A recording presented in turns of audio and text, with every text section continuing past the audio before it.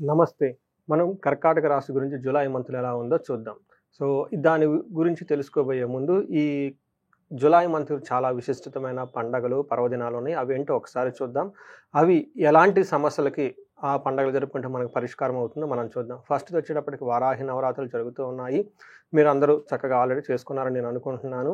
So, ఎవరైతే గనక miss అయ్యారో ఓకే. ఇంకా మీరు గనక చేసుకోగలిగితే వారాహి ద్వాదశ నామ స్తోత్రం చదువుకోండి. చాలా ఎఫెక్టివ్, పవర్‌ఫుల్‌గా పనిచేస్తూ ఉంటుంది. పర్టిక్యులర్‌గా మీరు ఏదైనా విడిపించుకోలేని ప్రాబ్లమ్స్‌లో గనక ఉంటే, బాగా చిక్కుకున్న ప్రాబ్లమ్స్‌లో గనక ఉంటే, అది చదువుతూ ఉంటే మీకు ఫ్రీడమ్ వస్తుంది. రెండోది జులై 10వ తారీఖు ఎవ్వరు మిస్ కాని ఒక ముఖ్యమైన పండగుంది. అది గురు పూర్ణిమ అని చెప్పుకోవాలి. ఎవరికైతే గురువు సరైన పొజిషన్‌లో లేరో, నీచ స్థానంలో ఉన్నారో, గురువు మీకు సిక్స్త్ హౌస్‌లో ఉండే రోగాలను కలిగిస్తూ ఉన్నారో వాళ్ళు, అంతేకాకుండా చదువు ఎవరికైతే సరిగా రావటం లేదో, దీనితో పాటు ఎవరైతే ధన సంపాదన సరిగా లేదో ఈళ్ళంతా కూడాను మనకి గురు పూర్ణిమ రోజున మీకు విద్య నేర్పిన గురువులకు కానివ్వండి, మీరు గనక జీవితంలో ఎవరైనా గురువులు ఉన్నా గానివ్వండి, లేదంటే మీకు నచ్చిన ఆశ్రమాలకు కానివ్వండి, మఠాలకు కానీ ఎళ్లి విజిట్ చేసి అక్కడ గురువుల్ని గనక సంప్రదించి వాళ్ళ కాళ్ళకి నమస్కారం చేసి వాళ్ళ యొక్క బ్లెస్సింగ్స్ తీసుకుంటే ఆ గురు దోషం ఏమైనా ఉంటే గనక పోతుందని మీరు గమనించుకోవాలి. అంతేకాకుండా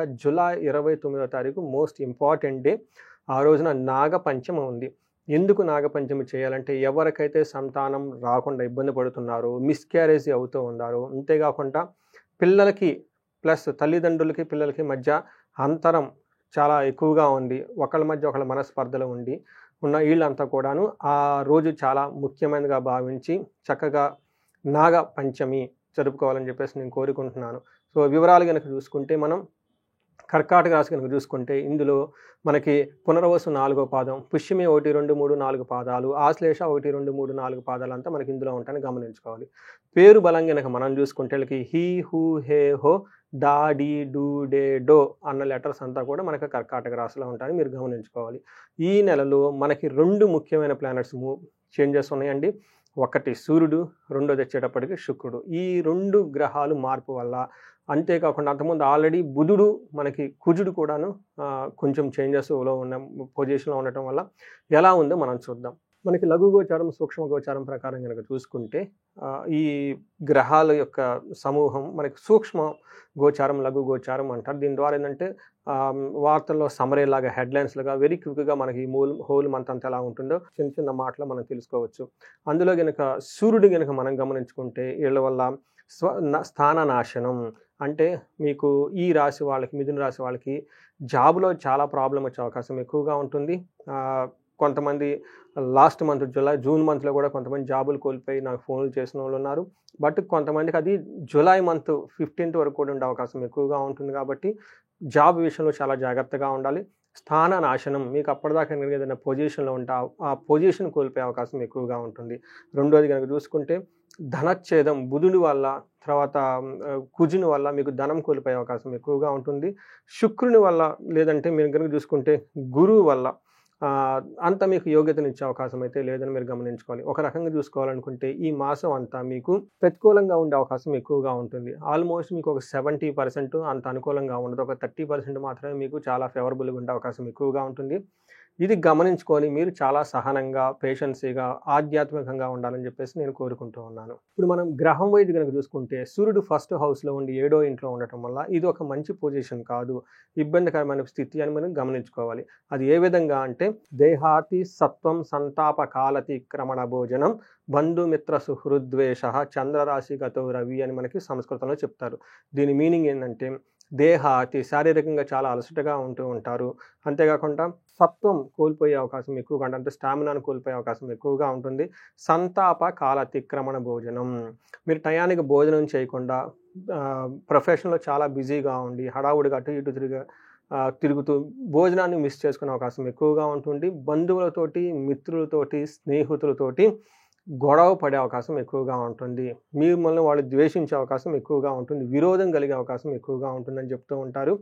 అందుకని చెప్పేసి మీరు కొంచెం శాంతంగా ఇంటర్పర్సనల్ స్కిల్స్ కలిగి కొంచెం ఒక స్టెప్ వెనక్కి తీసుకొని ఉండటం ఈ నెల ఎంతైనా ఉత్తమం అని చెప్పేసి మనం తెలియజేసుకోవచ్చు. అయితే వీళ్ళకి భార్య విషయంలో కొంచెం జాగ్రత్తగా ఉండాలి. వాళ్ళకి హెల్త్ బాగోలేకపోవటం, లేదంటే వాళ్ళ ద్వారా మీకు ఇబ్బందులు పడే అవకాశం కూడా ఎక్కువగా ఉంటుంది. ఓవరాల్‌గా గనుక చూసుకుంటే సూర్యుడు మీకు ప్రతికూలంగా ఉన్నారు. కొంచెం జాగ్రత్తగా ఉండాలని చెప్పుకోవాలి. అయితే మనకి రెండో ఇంట్లో కుజుడు ఉండటం వల్ల, కుజుడితో పాటు కేతు ఉండటం వల్ల అగైన్ ఇది అంత మంచి పద్ధతి కాదు. కొంచెం ఫ్యామిలీ రిలేటెడ్ మ్యాటర్స్‌లో డిస్టర్బెన్స్ వచ్చే అవకాశం ఎక్కువగా ఉంటుంది. ధనం విషయంలో టయానికి రాకుండా కట్టింగులు పడే అవకాశం ఎక్కువగా ఉంటుంది. మీరు గనక చూసుకుంటే కుజుడు రెండో ఇంట్లో ఉంటే మన మహర్షులు ఏం చెప్తారంటే అసత్వం సతతం క్లేశః సర్వకార్య వినాశనం సదా దుర్జన సంపర్కః భీతి స్యాదనగే కుజే అని చెప్తూ ఉంటారు. అంటే దీని ప్రకారం ఏంటంటే అసత్వం అంటే సత్వం లేక ఉండటం, తర్వాత సతతం క్లేశః ఇప్పుడు ఏదో ఒక బాధపడుతూ ఉండటం, అంతేకాకుండా సర్వకార్య వినాశనం ఏదైనా గనక పని చేస్తే అందులో రిజల్ట్ రాక దాని యొక్క ఫలితం లేక మీరు ఇబ్బంది పడే అవకాశం ఎక్కువగా ఉంటుంది. ఎప్పుడు దుర్జన సేవ, బ్యాడ్ కంపెనీతో ఎక్కువగా ఉండే అవకాశం ఎక్కువగా ఉంటుంది. అయ్యో చెడు పనులు చేస్తున్నామే, చెడ్డవాళ్ళతో ఉన్నామే, చేయకూడని పని చేస్తున్నామే అని చెప్పేసి మళ్ళా తర్వాత భయపడే అవకాశం కూడా ఎక్కువగా ఉంటుంది. ఇది మనకి కుజుడు రెండో ఇంట్లో ఉండటంతో, అందులోని కేతువుతో ఉండటం వల్ల జరిగే పరిణామాలు అని చెప్పేసి మీరు భావించవచ్చు. అంతేకాకుండా వీళ్ళకి రోగాలు వచ్చే అవకాశం ఎక్కువగా ఉంటుంది. మనీ కోల్పోయి భయపడే సిచ్యువేషన్ కూడా వచ్చే అవకాశం ఎక్కువగా ఉంటుంది. సో మనం కనుక చూసుకుంటే ఇప్పటిదాకా సూర్యుడు కానివ్వండి, కుజుడు కాడు అనుకూలంగా లేరు. అయితే శుక్రుడు మాత్రం కొంతలో కొంత మీకు మంచి యోగ్యతను తీసుకొని వస్తూ ఉన్నారు. శుక్రుడు 11th హౌస్లో ఉండటం ఇది చాలా మంచి పొజిషన్ అని మనం చెప్పుకోవాలి. ఏ విధంగా అంటే పుష్టిం కాంతిం తదా కీర్తి ఇష్టకార్య సాధకం క్షీరాన్న భోజనం కుర్య చక్రే ఏకాదశి ఫలం అని మనకి సంస్కృతంలో మహర్షులు చెప్తారు. దీని ప్రకారం ఏమంటే పుష్టిగా ఉంటారు, మంచి గ్లోరియస్గా ఉంటారు, కీర్తి చాలా బాగుంటుంది, అనుకున్న పనులు అనుకున్న విధంగా చేసుకుంటూ ఉంటారు. ఇప్పటిదాకా మనం చెప్పుకున్నాం అనుకున్న పనిలో ఆటంకాలు వస్తాయి, విఘ్నాలు వస్తాయి అని. కానీ ఎన్ని ఆటంకాలు విఘ్నాలు వచ్చినా శుక్రుడి యొక్క మీకు ఫేవరబుల్గా ఉండటంతో ఈ ప్రయాసాలతో దాన్ని సాధించుకునే అవకాశం ఎక్కువగా ఉంటుంది. మంచి భోజనం చేస్తారు, టయానికి బంధుమిత్రులతో కలిసి ఉంటారు అని మనకు చెప్తూ ఉంటుంది. అంతేకాకుండా కొంచెం పిల్లలకి హెల్త్ విషయంలో జాగ్రత్తగా ఉండాలి. సో ఒక రకంగా మనం చూసుకుంటే అక్కడ శుక్రుడు కొంచెం యోగ్యతను ఇస్తున్నాడు తప్ప మిగతా గ్రహాలు అంత పెద్ద యోగ్యతను ఇవ్వట్లేదు. కాబట్టి కొంచెం జాగ్రత్తగా ఉండటం ఎంతైనా అవసరం. మనం ఇందులో ఉన్న నక్షత్ర ప్రకారం కనుక చూసుకుంటే వీళ్ళకి పునర్వసు, పుష్యమి, ఆశ్లేష 3 నక్షత్రాలు ఇందులో ఉంటాయి. ఇందులో పునర్వసు నక్షత్రం కనుక చూసుకుంటే వీళ్ళకి ఏ విషయంలో ఫేవరబుల్గా, ఏ విషయంలో అన్ఫేవరబుల్గా ఉందో మనం చూడొచ్చు. ఇందులో వీళ్ళు ఫేవరబుల్గా కనుక చూసుకుంటే వీళ్ళకి ఐశ్వర్యవంతంగా ఉంటుంది, ధనలాభం ఉంటుంది, సంపదలు ఉంటాయి, క్షేమంగా ఉంటారు అనేది మనం తెలుసుకోవచ్చు. అయితే ఛాలెంజెస్ ఎక్కడ ఉంటాయంటే వీళ్ళకి నాశనము, కలహము, నాశనము చూపిస్తూ ఉంటుంది. అంటే ఇప్పటిదాకా మీరు ఏదైనా గనక పని చేస్తూ ఉంటే ఆ పనిలో రిజల్ట్ రాక ఆ కార్యక్రమాన్ని నష్టపోయే అవకాశం ఎక్కువగా ఉంటుంది. అంతేకాకుండా మీకు గొడవలయ్యే అవకాశం కూడా ఎక్కువగా ఉంటుంది, మనస్పాధలు వచ్చే అవకాశం ఎక్కువగా ఉంటుంది. దీన్ని దృష్టిలో పెట్టుకొని కొంచెం జాగ్రత్తగా ఉండాలని చెప్పేసి నేను కోరుకుంటున్నాను. పుష్యమి నక్షత్రం వాళ్ళకి చూసుకుంటే వీళ్ళకి పాజిటివ్ సైడ్లో కనుక చూసుకుంటే క్షేమంగా ఉంటారు, ఐశ్వర్యవంతంగా ఉంటారు. వీళ్ళకి కొంచెం నెగటివ్ సైడ్స్లో ప్రతికూల పరిస్థితులు ఎక్కువగా ఉన్నాయి ఈ పుష్యమి నక్షత్రం వాళ్ళకి. వీళ్ళకి మృత్యు భయము, నాశనము, కలహము, నాశనము చూపిస్తుంది. మృత్యు భయము అంటే ఇంతకుముందు మీరు ఏదైనా కనుక పని చేస్తుంటే ఈ పని దారిలో ఎక్కడైనా ఆగిపోతుందేమో, ముందు కదలకుండా సిచ్యువేషన్ అంతా స్తంభించిపోతుందేమో అన్న ఒక భయాన్ని మృత్యు భయం అంటారు. అలానే నాశనం చూపిస్తుంది. ఏదైనా ఒక పని కనుక పర్టికులర్ ధనాన్ని రిలేటెడ్ కానివ్వండి, స్త్రీలు రిలేటెడ్, లేదంటే స్త్రీలు అయితే జెంట్స్కి సంబంధించిన విషయాల్లో వీళ్ళకి అనుకున్న పని కాకుండా ఆగిపోయే అవకాశం ఎక్కువగా ఉంటుంది. తర్వాత గొడవలు పడే అవకాశం ఎక్కువగా ఉంటుంది. ఇదంతా పుష్యమి నక్షత్రం వాళ్ళకి మనం చెప్పుకోవచ్చు. ఆశ్లేష నక్షత్రం వాళ్ళకి చూసుకుంటే వీళ్ళకి ఫేవరబుల్గా క్షేమంగా ఉంటారు, సంపదలు ఉంటాయి, క్షేమంగా ఉంటారు, సంపదలు ఉంటాయని చెప్పుకోవచ్చు. అయితే ప్రతికూలంగా కనుక చూసుకుంటే వీళ్ళకి మృత్యు భయము, నాశనము, కలహము చూపిస్తుంది. గొడవలయ్యే అవకాశం, మనస్పార్థలు వచ్చే అవకాశం ఎక్కువగా ఉంటుంది.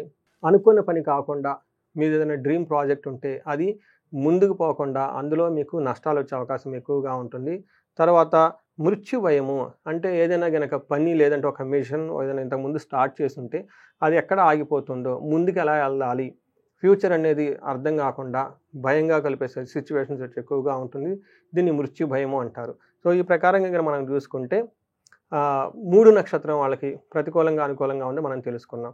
అయితే వీళ్ళకి పునర్వసు, పుష్యమి, ఆశ్లేష నక్షత్రాలలో సూర్యుడు తను ప్రయాణించడం చేత, అంటే జన్మ రాశిలోనే వీళ్ళకి సూర్యుడు ప్రయాణించడం చేత మనకి శాస్త్రాల్లో ఏం చెప్తాయంటే మనకి హృద్రోగం అంటే గుండెకు సంబంధించిన కొంచెం ప్రాబ్లమ్స్ వచ్చే అవకాశం ఎక్కువగా ఉంటుంది. సివియర్ గ్యాస్ట్రైటిస్ రావటం, ఈ గ్యాస్ట్రైటిస్తో పాటు డీహైడ్రేషన్ రావటం, ఇవి 2 కలిపేది హార్ట్ మీద ప్రెషర్ పడేసి వీళ్ళకి గుండె నొప్పి కానీ, చెస్ట్ పెయిన్ రావటం వచ్చే అవకాశం ఎక్కువగా ఉంటుంది.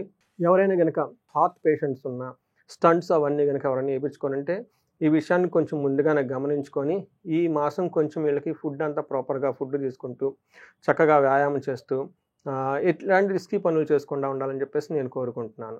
సో, పరిహారాలు గనుక మనం చూసుకుంటే, వీళ్ళకి ఎక్కువ గొడవలయ్యే అవకాశం ఎక్కువగా ఉంటుంది కాబట్టి, సుదర్శన హోమం చేపించుకుంటే చాలా కలిసొస్తుంది. అంతేకాకుండా వీళ్ళకి అనుకున్న పని ముందుకు పోకుండా నాశనమయ్యే అవకాశం ఎక్కువగా ఉంది కాబట్టండి, దీనికి అనుకున్న పని ముందుకు పోవటానికి సుందరకాండ పారాయణం చేయటము, లేదంటే ఎక్కువ సార్లు చండీ హోమము, చండీ పారాయణం చేసుకుంటాం. ఇంకా ఎవరైనా గనక చేపించుకోగలిగితే ప్రతి ఒక్కళ్ళు ఈ రాశి వాళ్ళు ఆహ్, ఎంత దృష్టి, తర్వాత పీడలు ఇవన్నీ ఉంటే మన్యు పాశుపత అభిషేకం చేపించుకున్నా గానీ చాలా బాగుంటుందని తెలుసుకోవచ్చు. ఈ రాశి వాళ్ళు కుదిరితే ప్రతి ఒక్కళ్ళు శ్రీశైలం వెళ్ళాలని చెప్పేసి స్పర్శలింగ దర్శనము, అదయిపోయిన తర్వాత అక్కడ అభిషేకము, శివునికి అభిషేకము, వీటితో పాటు అక్కడ చండీ హోమము అని జరుగుతూ ఉంటుందండి. ఇవి 3 గనక అక్కడ గనక చేపించుకోగలిగితే చాలా బాగుంటుంది. శ్రీశైలాన్ని మనకి సాక్షాత్తు కైలాసం భూమి మీద ఉన్నట్లు మనం అనుకుంటాం. మనకి పురాణాల్లో చెప్పారు కాబట్టి అంత మంచి ప్లేస్ ఇంకొకటి లేదు. మీకు ఈ మాసంలో గనక దర్శించుకొని మీకు ఆ బాధల నుంచి బయటపడాలని చెప్పేసి. సో, ఈ రాశి వాళ్ళు ఇలాంటి ప్రాబ్లమ్స్ ఉన్న చక్కగా ఈ గ్రహ పీడలన్నీ తొలగి మీకు అష్టైశ్వర్యాలు కలగాలని, భోగభాగ్యాలు కలగాలని చెప్పేసి మనస్ఫూర్తిగా కోరుకుంటున్నాను. నమస్తే.